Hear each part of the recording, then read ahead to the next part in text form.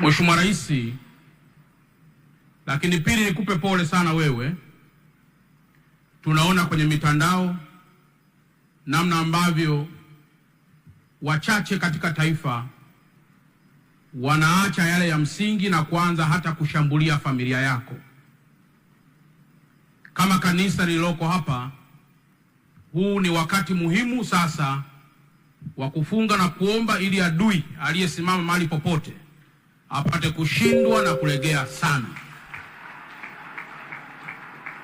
Mheshimiwa Rais, kwa ridhaa yako nieleze kwa dakika moja tu, nayo haitaisha, kisa ambacho leo nimeona nikiseme kwa sababu niko kwenye madhabahu haya muhimu sana. Siku chache zilizopita, Mheshimiwa Rais, mimi nilikuwa nafanya mazoezi, nikakutana na kijana mmoja aliyeamua kunisimulia makubwa ambayo mimi sikuwa na uhakika nayo. Wakati niko nafanya mazoezi, yule kijana akaniambia, Mheshimiwa Chalamila, hiki kituo cha mafuta unachokiona hiki ni cha mtoto wa rais. Nikamuuliza, rais gani? Akasema Rais Samia. Nikamuuliza, mtoto yupi huyo? Akamtaja jina. Nikamuuliza, una uhakika? Akasema, haki ya Mungu nina uhakika.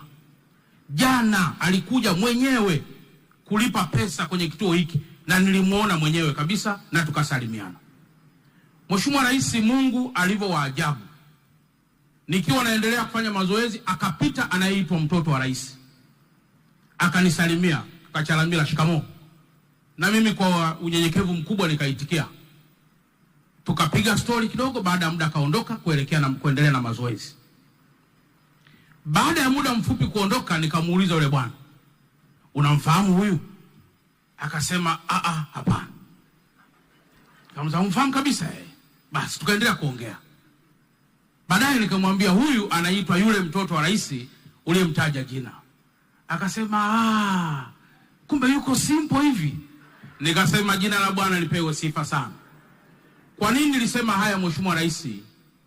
Wapo watu katika taifa kazi yao ni kuzungumza uongo unaofitinisha serikali, unaofitinisha familia na unaokufitinisha wewe kama Mheshimiwa Rais kwa maslahi yao binafsi.